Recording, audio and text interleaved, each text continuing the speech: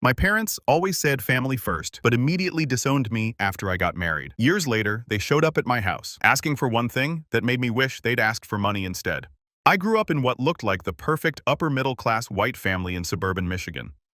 My dad Robert inherited a chain of 3 successful auto parts stores from his father back in the early 90s. These weren't your typical AutoZone competitors. They specialized in classic car restoration parts and had contracts with several local restoration shops. Business was good, really good. My mom Linda was the stereotypical trophy wife who married into money. She didn't work a day in her life but spent her time organizing charity events for the country club, making sure everyone knew we drove luxury cars and planning elaborate vacations to show off on social media. She was the type who would post pictures of our family at expensive restaurants with captions like, "Blessed to have such a wonderful life, grateful family first." They were obsessed with image and status.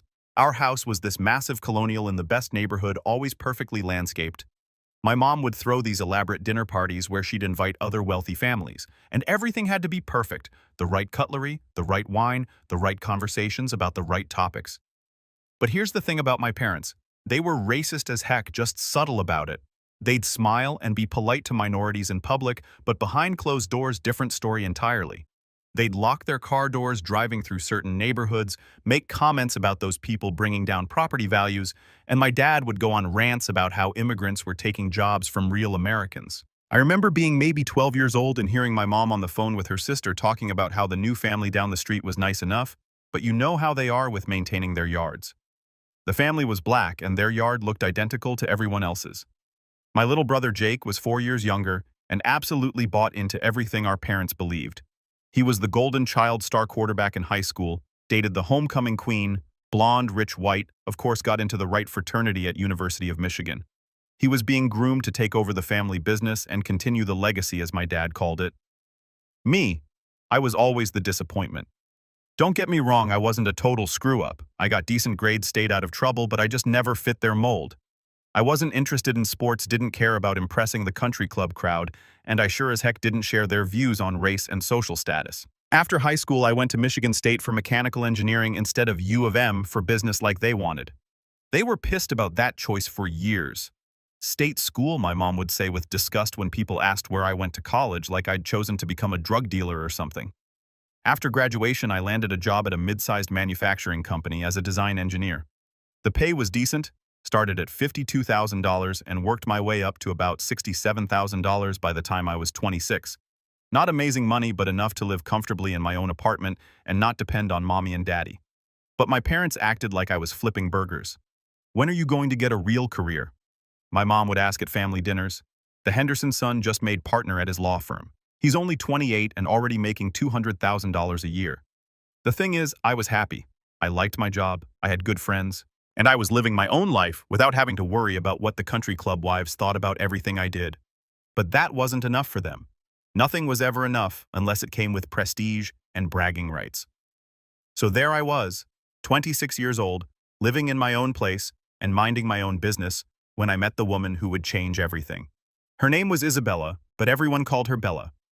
I met her at a professional development conference for young engineers in Detroit. She was presenting on sustainable manufacturing processes, and I swear this woman was the smartest person I'd ever met. She had her master's degree in environmental engineering, worked for a major consulting firm making $71,000 a year, and could talk circles around anyone in the room when it came to technical stuff. She was also absolutely gorgeous. Long dark hair, these incredible brown eyes, and a smile that made my brain stop working. Oh, and she was Mexican-American. Her grandparents had immigrated to Texas in the 1940s, but her family had been in the U.S. for 3 generations. Her dad, Miguel, was a project manager for a construction company. Her mom, Carmen, was a registered nurse at a children's hospital, hard-working middle-class people who had built a good life for their family. We started talking after her presentation, and I was immediately hooked. She was funny, ambitious, passionate about her work, and she seemed genuinely interested in what I had to say. We exchanged numbers, and I asked her out for coffee the next weekend. That coffee date turned into dinner, which turned into a movie, which turned into talking until 3 a.m. in her car outside my apartment. I hadn't felt this way about anyone before, ever. We started dating seriously after about a month. She was everything I never knew I wanted in a partner. Smart as heck, but also down to earth. Ambitious, but also family-oriented. She could discuss complex engineering problems one minute and then laugh at stupid YouTube videos the next. The best part, she liked me for who I actually was. She didn't care that I drove a used Honda Civic instead of a BMW. She didn't care that I lived in a regular apartment instead of some fancy condo. She didn't try to change me or mold me into someone else's idea of success. After about 6 months of dating, I knew I was in love with her. Like head over heels, want to spend the rest of my life with her in love. The problem, I knew my family was going to absolutely lose their minds when they met her. I'd been dropping hints about this amazing girl I was dating, but I kept putting off introducing them. My mom would ask when she was going to meet my girlfriend, and I'd make excuses. Work was busy. Scheduling was difficult, maybe next month. Bella started asking questions too. When do I get to meet your family? She'd ask. You've met my parents 3 times already, but I haven't even seen a picture of yours. I kept making excuses because I knew what was coming. I'd grown up listening to my parents' casual racism my entire life. I knew exactly what they'd think about Bella, and it made me sick to my stomach. Before I brought Bella home, I tried to test the waters with my family. I'd mentioned casually that I was dating someone, maybe drop little details about her background to see how they'd react. Big mistake. One Sunday at family dinner, I mentioned that Bella spoke fluent Spanish in addition to English. My mom immediately perked up. Oh, is she foreign? She asked with that fake, interested tone she used when she was fishing for gossip. No, she was born in Houston, I said, but her family is Mexican-American. The temperature in the room dropped about 20 degrees. My dad looked up from his plate with this expression I'd seen before, the same one he got when he watched the news and saw stories about immigration. Well, my mom said carefully, I'm sure she's nice. Jake, who was 22 at the time and still living at home, chimed in with some about how I should be careful because you know how those families are with money. Like Bella was some kind of gold digger trying to trap me for my massive $67,000 salary. My dad didn't say much that day, but I could see the wheels turning. After dinner, he pulled me aside. Son, he said, you know, I'm not prejudiced, but you have to think about your future. What happens when you want to have kids? They're going to be confused about their identity. And frankly, what are people going to think? What people, I asked. Even though I knew exactly what people he was talking about. You know what I mean? The family has a reputation in this community. We have business relationships, social connections. This kind of thing reflects on all of us. I told him he was being ridiculous and that Bella was the best thing that had ever happened to me. He just shook his head like I was a naive kid who didn't understand how the real world worked. Just think about it, he said. That's all I'm asking. Think about whether this is really worth potentially damaging your future prospects. I left that conversation knowing that introducing Bella to my family was going to be a disaster. But I also knew I couldn't keep making excuses forever. She was starting to think I was ashamed of her, which couldn't have been further from the truth. After 8 months of dating, I finally worked up the courage to bring Bella home for Sunday dinner. I tried to prepare her for what we were walking into. But how do you tell the woman you love that your family are racist pieces of, without sounding like you're making excuses for them? I settled for telling her that my parents were traditional and might ask some awkward questions. What I should have said was, my parents are going to treat you like garbage because you're not white, and I'm sorry in advance for everything they're about to say. The moment we walked in the door, I could see the shock on my mom's face. She'd been expecting, well, I don't know what she'd been expecting, but it wasn't Bella. Her smile faltered for just a second before she put on her fake country club hostess act. You must be Isabella, she said, pronouncing every syllable very carefully like she was speaking to a child. It's so wonderful to finally meet you. My dad shook Bella's hand, but I could see him sizing her up, probably wondering if she was here legally, despite the fact that I'd already told them she was born in Houston. We sat down for dinner, and that's when the interrogation began. My mom started with the passive-aggressive questions disguised as friendly conversation. Your English is so good. You hardly have an accent at all. How long has your family been in America? What do your parents do for work? Bella handled it like a champ at first. She explained that she was born in Texas, that her dad worked in construction management, that her mom was a nurse. She was polite and patient, even when the questions got more and more inappropriate. Then my mom asked the question, and what's your background, dear? You look so exotic. The way she said exotic made my blood boil. Like Bella was some kind of rare bird at the zoo instead of a successful engineer with a master's degree. Bella politely explained her Mexican heritage, talked about how proud she was of her family's history and traditions. My parents just sat there with these frozen smiles, exchanging looks when they thought we weren't watching. The conversation got worse from there. My dad started asking about her family's legal status. And yes, he actually used those words. My mom wanted to know if Bella planned to keep her culture after we got married. With this tone, like maintaining cultural traditions was something shameful. Jake barely said a word the entire dinner, just sat there looking uncomfortable while his parents embarrassed our entire family. By the time we left, Bella was quiet, and I knew we were in for a difficult conversation. The drive back to Bella's apartment was silent. I kept glancing over at her, trying to read her expression, but she was just staring out the window. Finally, about halfway home, she spoke up. "Your parents hate me." I started to deny it, but she cut me off. "Don't. Just don't. I've dealt with this my whole life, and I know what it looks like. Your mom spent the entire dinner trying to figure out what was wrong with me. And your dad was 2 seconds away from asking to see my green card. She was right, and we both knew it." I apologized and tried to tell her that they'd come around, that they just needed time to get to know her. But even as I said it, I wasn't sure I believed it myself. "The thing that bothers me most," Bella said, "isn't even how they treated me. It's that you let them. You sat there and let your mother call me exotic like I was some kind of zoo animal, and you didn't say a word." That hit me like a punch to the gut because she was absolutely right. I'd been so focused on trying to keep the peace that I'd thrown the woman I loved under the bus. I promised her it would never happen again. The next day, my mom called. "We need to talk," she said. In that tone that meant I was in deep, I drove over to their house that evening, and both parents were waiting in the living room like some kind of intervention. My dad was pacing. My mom was sitting on the edge of the couch with her hands folded, and the tension was thick enough to cut with a knife. "We need to discuss this situation with Isabella," my dad started. "Her name is Bella," I said. "And what situation?" My mom jumped in with the whole "we're not racist" but speech that racists always give when they're about to say something incredibly racist.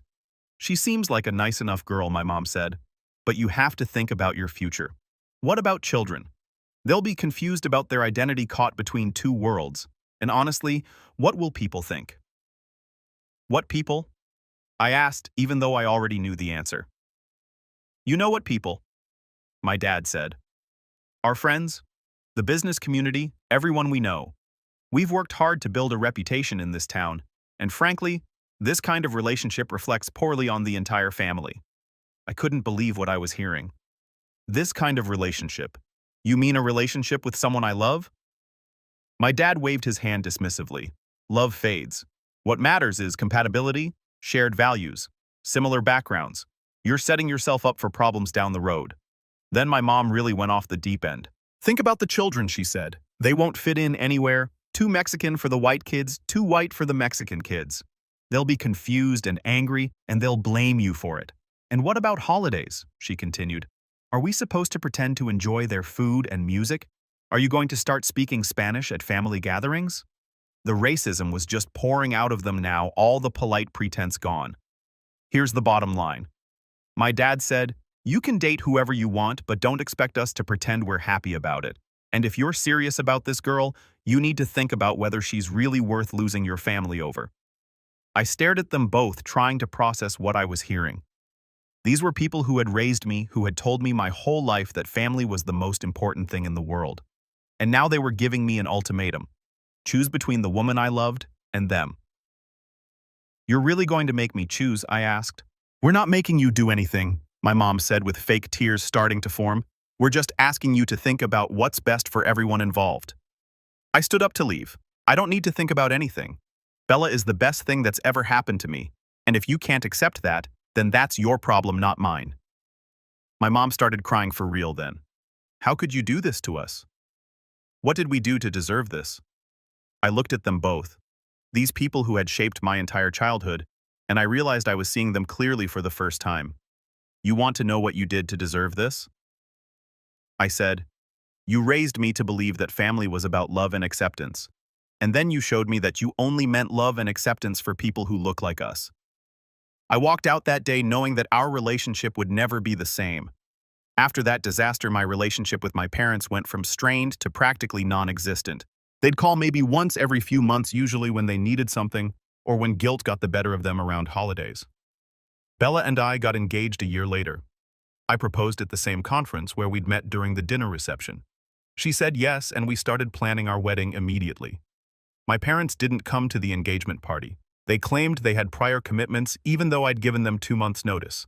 Jake showed up, but he spent most of the time looking uncomfortable and avoiding Bella's family. We got married 8 months later in a beautiful ceremony at a historic mansion outside Detroit. It was everything we dreamed of. About 150 people, amazing food dancing until midnight. Bella looked absolutely stunning, and I felt like the luckiest man alive. My parents didn't come to the wedding either. Same excuse, prior commitments. This time the commitment was apparently a weekend trip to Mackinac Island that they'd booked the same weekend as our wedding. The message was clear. Jake did come to the wedding, and he even walked Bella's younger sister down the aisle since her father was walking Bella. It was a small gesture, but it meant something to both of us. Maybe there was hope for him after all. The funny thing is, while my parents were busy disapproving of my life choices, things were going incredibly well for me. I'd gotten promoted twice at work and was now making $84,000 a year. Bella had also gotten a promotion and was making $78,000.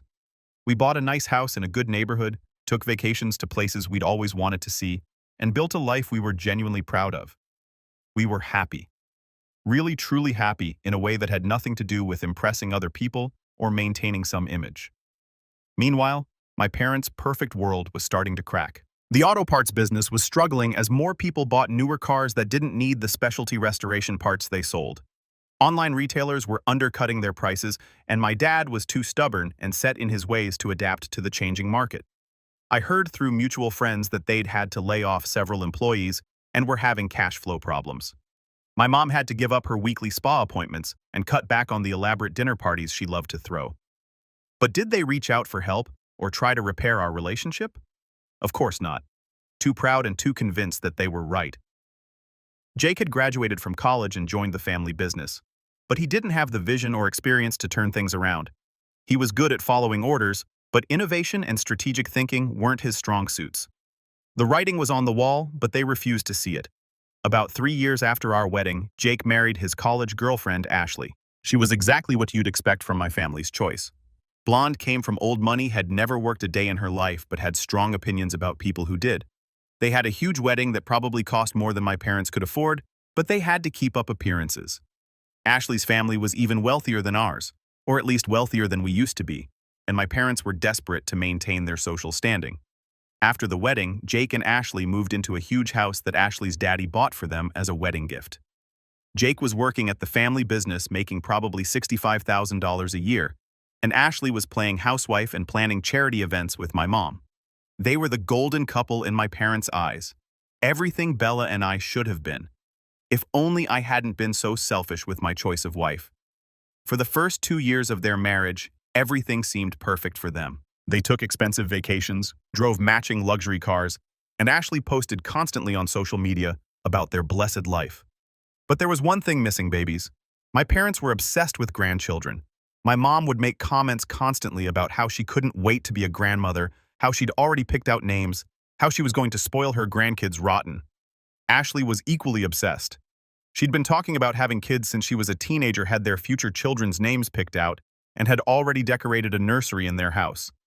But months turned into a year, and a year turned into 2 years, and still no pregnancy announcement. I could tell it was starting to stress everyone out, though they tried to hide it. Ashley would make jokes about her broken biological clock, but you could see the desperation in her eyes. Jake started getting defensive whenever kids came up in conversation. My mom started making passive-aggressive comments about how some people just aren't meant to be parents and how everything happens for a reason. Real supportive stuff. Finally, after 3 years of trying, they went to see a fertility specialist. The testing process took months, and I could tell everyone was getting anxious waiting for answers. Then the results came back, and the news wasn't good. Jake's sperm count was severely low, like almost non-existent. The doctor explained that natural conception was basically impossible, and even IVF would be a long shot with his numbers. I actually felt genuinely sorry for them. Whatever else you could say about Jake and Ashley, I knew they wanted kids desperately. You could see how devastated they both were by the diagnosis. They decided to try IVF anyway, hoping for a miracle. Ashley's father paid for the treatments, 2 rounds that cost about $18,000 each. Both failed. The doctor finally sat them down and explained that their best chance of having a baby was using a sperm donor. Jake was apparently devastated by this news. His whole identity was wrapped up in being the perfect son who would continue the family legacy, And now, he couldn't even father children. That's when things got really interesting.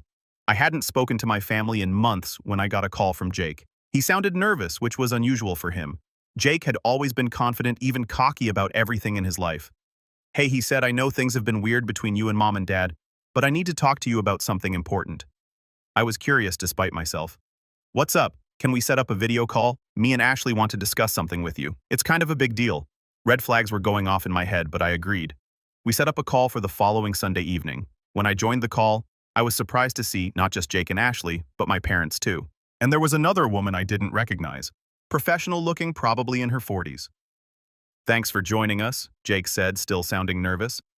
"This is Dr. Sarah Martinez. She's a fertility counselor who's been helping us through this process." The woman smiled and waved. "It's nice to meet you. Jake and Ashley have told me so much about you." I was immediately suspicious. Why would they need a counselor for a family conversation? "So, what's this about?" I asked. Jake and Ashley exchanged a look, and then Jake started talking. He explained about the fertility issues, the failed IVF attempts, the recommendation to use a sperm donor. I listened politely, genuinely feeling bad for them. Then Dr. Martinez started talking about family matching and genetic compatibility. She had charts and graphs showing success rates for different types of donors. One option that many families consider, she said, is using a known donor from within the family. It keeps the genetic lineage intact and ensures that everyone knows the medical history of the donor. I was starting to see where this was going, but I couldn't quite believe it. My mom jumped in at that point. "We've been thinking about this a lot," she said, "and we think it could be a wonderful solution for everyone involved." "What solution?" I asked, even though I was pretty sure I knew. Ashley started crying at this point. "We want you to be our sperm donor," she said through tears. "We want you to help us have a baby." The silence that followed was deafening.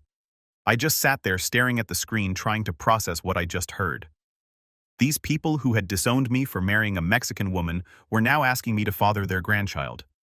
Dr. Martinez started talking about the beautiful symmetry of keeping everything in the family. My dad was nodding along, talking about how this would ensure the family gene stayed pure and strong. But the thing that really got me was when my mom started talking about what a blessing this would be for me. You'd finally have a chance to contribute something meaningful to the family legacy. She said, "Instead of wasting your life with that woman, you could help create the next generation of our family." That's when I lost it. "Let me get this straight," I said. "You people disowned me for marrying the woman I love. You refused to come to my wedding. You've treated my wife like garbage for years, and now you want me to donate sperm so you can have the grandchild you've always wanted." Ashley was sobbing harder now. "We're desperate," she said. "We've tried everything else." "And what about Bella?" I asked. "Is she invited to this family reunion, or are we still pretending she doesn't exist?" My parents exchanged another look. "Well," my mom said carefully, "she could certainly be involved as the baby's aunt." "Aunt?" I said. "Not aunt-in-law, but aunt. So now you're acknowledging that she's part of the family." The hypocrisy was breathtaking. Dr. Martinez tried to jump in with some professional mediation, but I was done listening. "I need to think about this," I said. "This is a lot to process." They all started talking at once, trying to convince me, but I cut them off. I said I need to think about it. "I'll get back to you." I ended the call and sat there in stunned silence.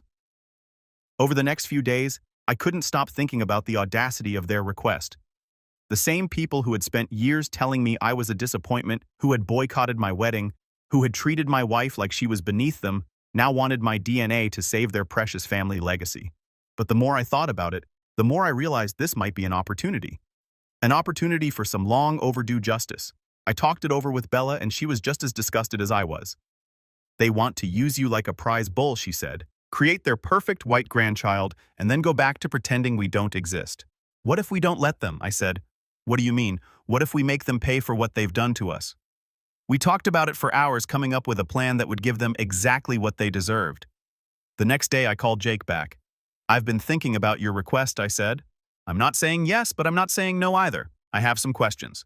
He sounded relieved. "Of course, anything. First, what would my role be? Would I have any relationship with the child?" "Well, you'd be the uncle," he said. "You could be involved in that capacity." "And what about legal stuff? Would I have any parental rights?" "No, you'd sign away all rights. The baby would be legally ours and compensation." There was a pause. "Ashley's dad has offered to pay all medical expenses plus a $15,000 fee for your time and, contribution. $15,000. They thought they could buy me for $15,000. I need to discuss this with Bella, I said. Can you give me a week to think about it? Of course. Take all the time you need.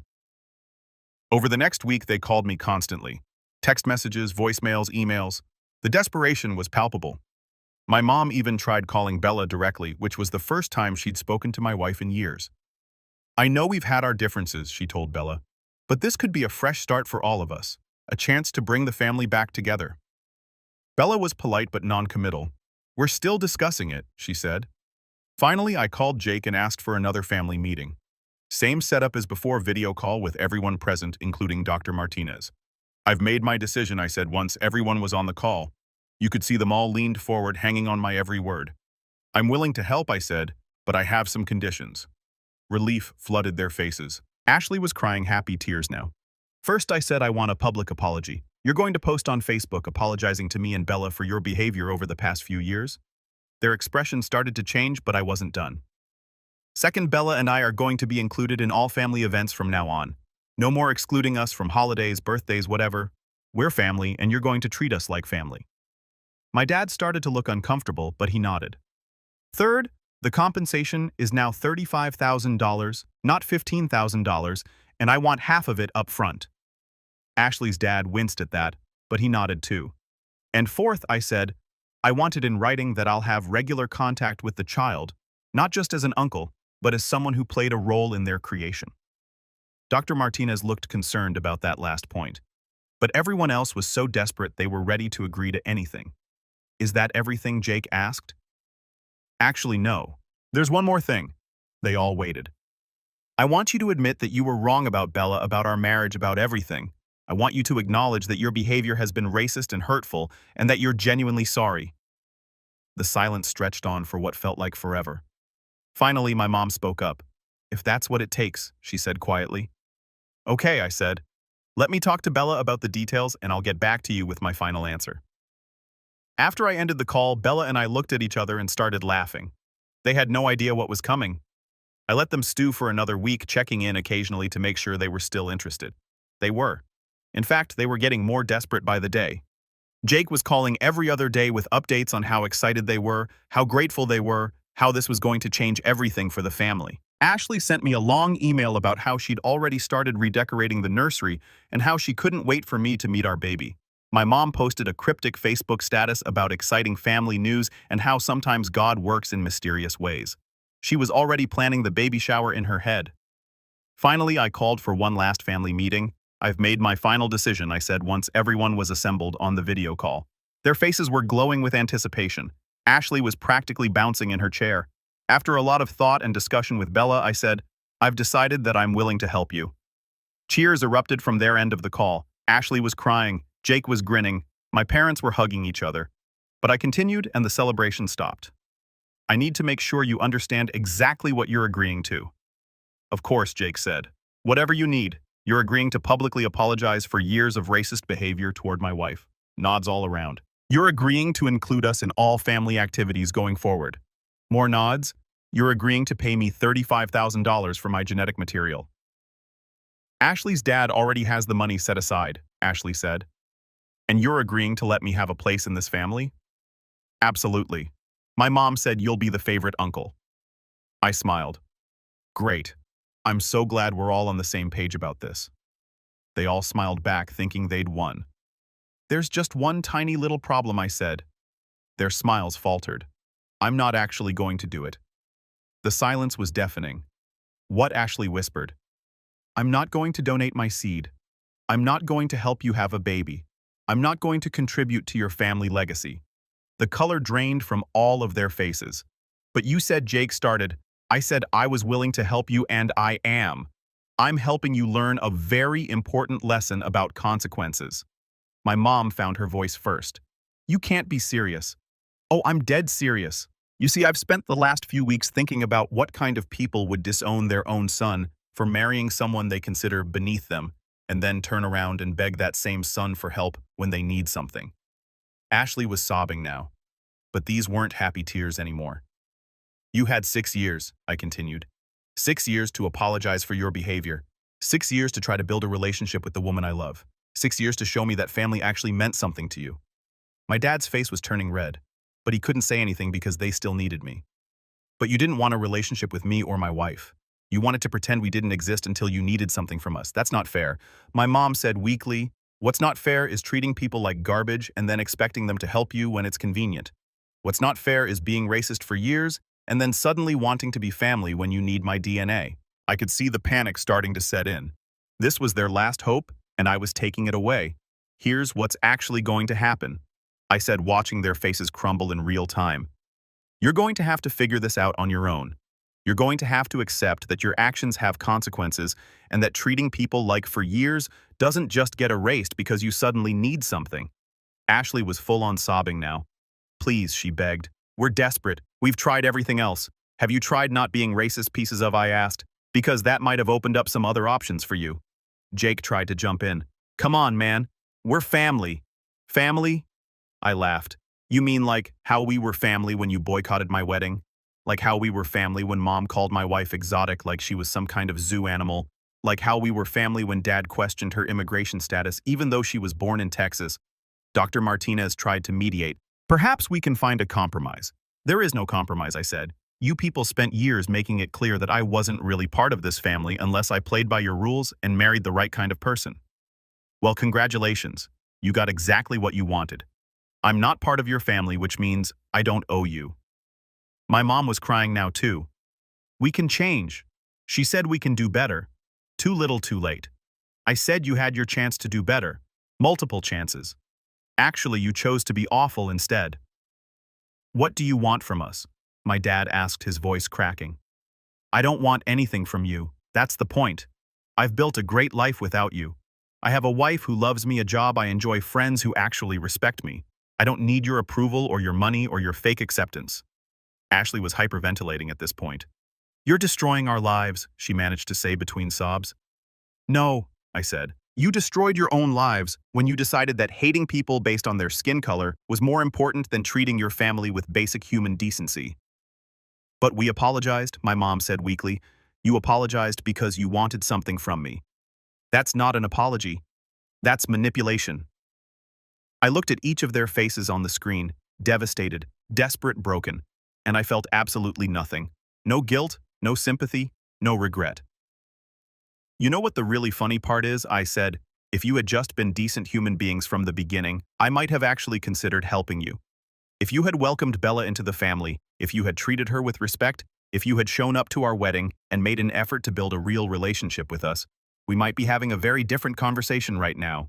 We can still do that," Jake said desperately. "We can start over." "Start over?" I laughed. "You think you can just erase 6 years of racist with a few crocodile tears? You think I'm going to risk my genetic material creating a child that you'll raise with the same backwards values that you tried to raise me with?" The truth was hitting them now. They weren't just losing their last chance at having a biological grandchild. They were losing it because of their own actions.